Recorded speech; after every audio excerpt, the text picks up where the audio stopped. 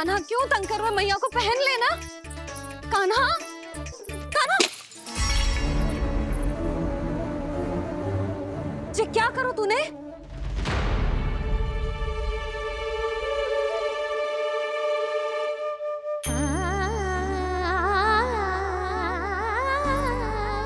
अच्छा ठीक है, अब मुंह लटकाने की आवश्यकता ना है। ये ले।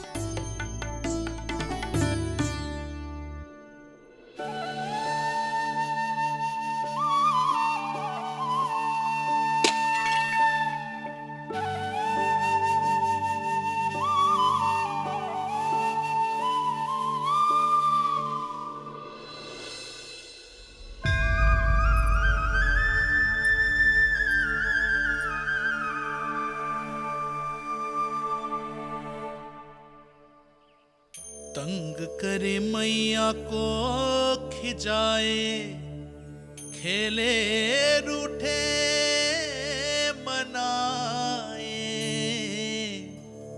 लीला अनोखी करके शरारत, कान्हा दंड भी पाए।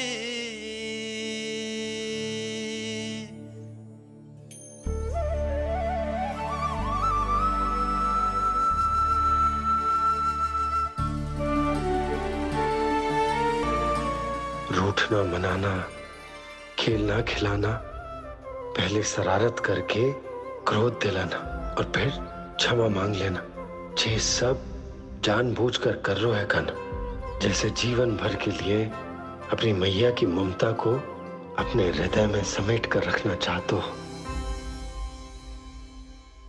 कैसे कैसे करूं उस कालिया से मित्रता, कैसे करूं उसका उपयोग?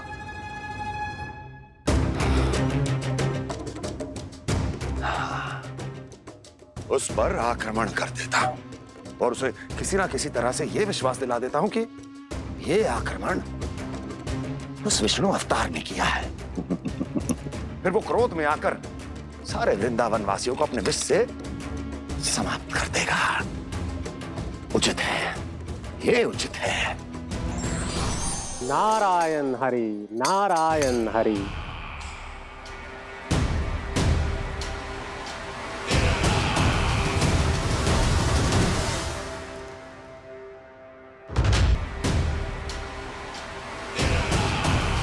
प्रणाम देवर्षि। किस योजना में कितना लाभ है और कितनी हानि, यह आंकलन करते करते थक गए होंगे मथुरा नरेश। देवर्षि, आज मेरा ध्यान कैसे आ गया आपको? आप तो सदैव ही मेरे ध्यान में रहते हैं महाराज कंस। सत्य तो यह है कि मथुरा में जो भी हो रहा है मुझसे छिपा हुआ नहीं है।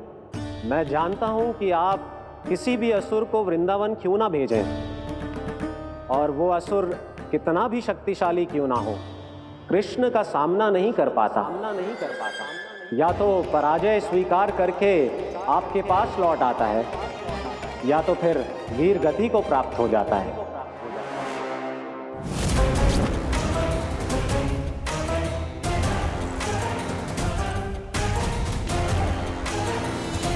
वाह, मुझे मेरी असफलताएं स्मरण कराने आए हैं, मेरे घाव को खुरेदने आए हैं, उन पे नमक छिड़कने आए हैं। मित्र को शत्रु समझने की भूल मत कीजिए महाराज कंस। मैं तो आपकी सहायता करने आया हूं। हाँ, और मेरी सहायता।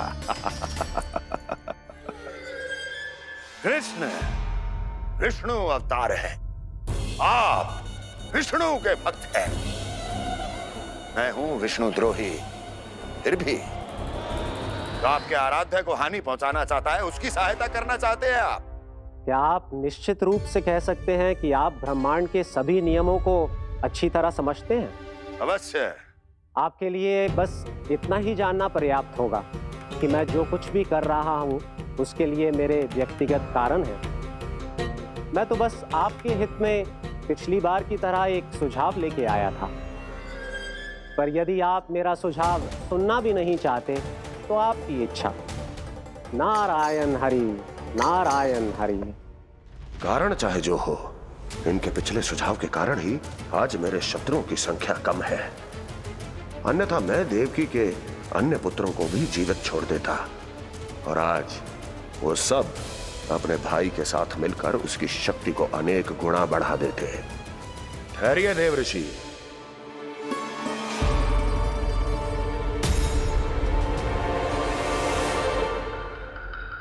बताइए, क्या सुझाव है आपके पास?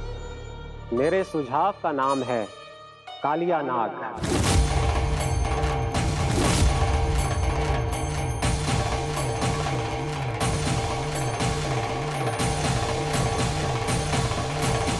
उसके विषय में मैं जानता हूं देवऋषि। तो समस्या यह है कि मैं स्वयं उससे मिलने नहीं जा सकता, उससे भेंट नहीं कर सकता।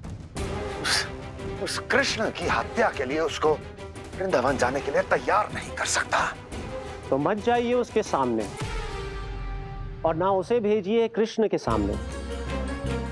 हर बार आप किसी ना किसी असुर को अपने शत्रु के क्षेत्र में भेजते हैं, जहां शत्रु उसका सामना करने के लिए पूरी तरह से तैयार होता है और आपका असुर मारा जाता है। इस बार शत्रु को युद्ध स्थल चुनने का अवसर मत दीजिए महाराज। इस बार योजना का जाल ऐसे बुनिए कि कृष्ण स्वयं उसके पास जाने के लिए विवश हो जाए। कालिया नाग स्वयं काल है, मृत्यु का दूसरा नाम है। उसके विष का उपयोग अपने लाभ के लिए कीजिए महाराज। वैसे कालिया के विष की अधिकता का अनुमान तो होगा ही आपको।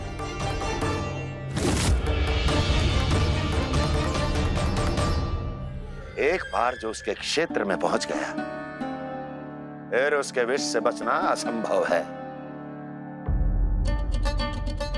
उचित सुझाव है देवर्षि, उचित सुझाव है।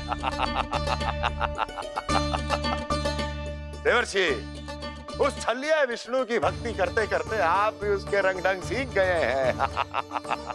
उचित है,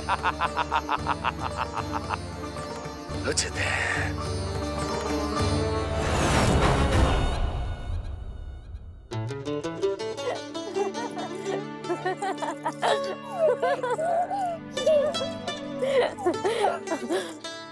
बस बस, बहुत आनंद ले लियो लला। बस अब दूध पी ले। ठहर ठहर, गर्म है। जी ले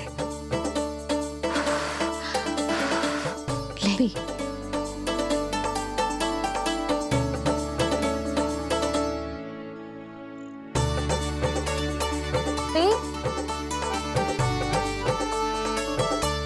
मैं ना होती तो ना जाने क्या होता तेरा। अपने आप दूध भी ना पी सकते है, भावला कहीं का। आपकी इस प्रेम के लिए तो मैं धरती पे आया हूँ मैया। मैं भी यही सोच रहा हूँ यशोदा, कि तुम ना होती तो मेरा क्या होता। इसी बात पे थोड़ा दूध और कजू खाने को दे दो। अरे मैं तो भूल ही गई। तनिक ठहर जाओ जी, जे दूध पी लेना तो आपके लिए भी कछु ले आती हूँ।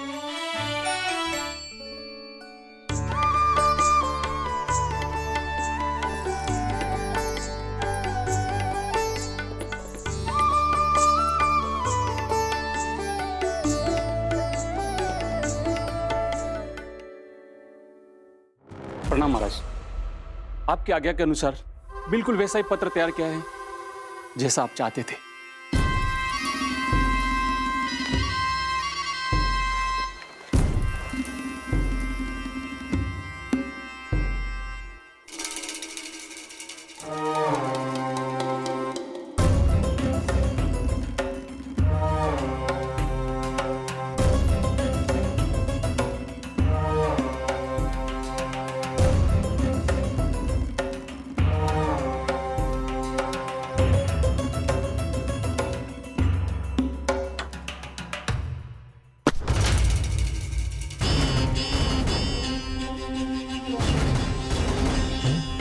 कृष्ण जन्म से लेकर आज तक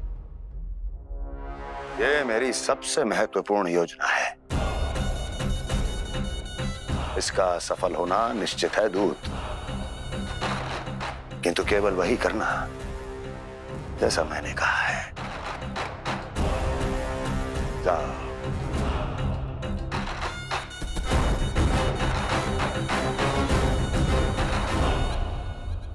कान्हा,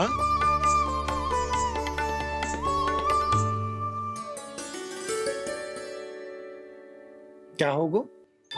बाबा मैं चाहता हूँ कि मैया की स्वमता क्रिस्टल फ्रेम की वर्षा मुझ पे सरतेव ऐसे होते रहे। वो तो होती रहेगी लल्ला। अपने लल्ला के लिए किसी मैया का प्रेम कभी कम हो सकता है भला? नंदराज, वो मथुरा से एक दूत आयो है महाराज कंस का राजपत्र लेके।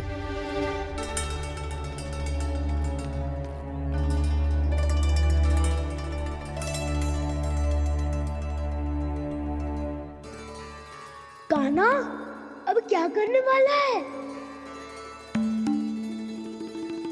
तेरे बाबा कहाँ गए? हाँ? कंस मामा का खेल आराम हो गया है, पर मैया वो सब सुनेगी तो व्यर्थ चिंतित हो जाएगी। बस थोड़ा बाहर गया मैया, कछु खा लिए से। बाहर इस समय? मैया क्या होगा? मैया देखो ना, पीठ पे कछु हो रहा है। मेरा हाथ ना पहुंचो, आप करो ना। दिखा यहाँ।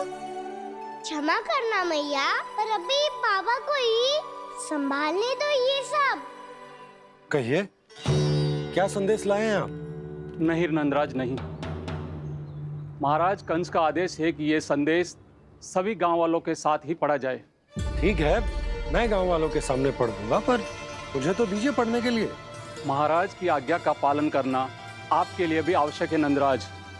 सभी गांव वासियों की सभा बुलाइए। बंसी, सभी गांव वालों की सभा बुलाओ। राजपत्र में ऐसा क्या संदेश भेजो है कंस ने? अब मेरे पत्र को पढ़कर सब भौचक के रह जाएंगे। और वो कृष्ण, उस कृष्ण के पांव के नीचे से तो भूमि खिसक जाएगी, आकाश फट पड़ेगा, बिजलियां गिर जाएंगी। प्राप्ति, ओ प्राप्ति, कंस का पत्र। स्वयं को बहुत अधिक शक्तिशाली समझता है ना वो। अब देखता हूं कैसे वो इस महासंकट का सामना करता है। वो कृष्ण, वो अपनी मृत्यु स्वयं चुनेगा या मृत्यु की वेदी पर चढ़ा देगा।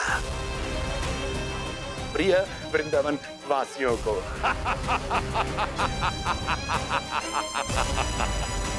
अब आएगा आनंद प्राप्ति, अब आएगा आनंद। सबको इकट्ठा करवा के ही पढ़वाएगो। अवश्य ही कोई विशेष संदेश दिया होगा कंस ने। मैं भी यही सोच रही हूँ सुलक्षणा जी, कछु ना कछु तो विशेष है, पर जे हो क्या सकता है? हाँ, बात तो सही है। ऐसा क्या हो सकता है? सभी गांव वासियों के सामने कहा जाए, कछु तो विशेष अवश्य लग रहा है। बाहर तक कोलाहल क्यों हो रहा है? मैया, मैया, अब क्या होगा? मैया देखो ना, सर पे कछु हो रहा है। लल्ला, नारायण ने तुझे हाथ दिए हैं ना? पीठ की बात अन्य थी। अपने सिर की सेवा स्वयं कर। सर पे तो हाथ पहुंच रहा है ना?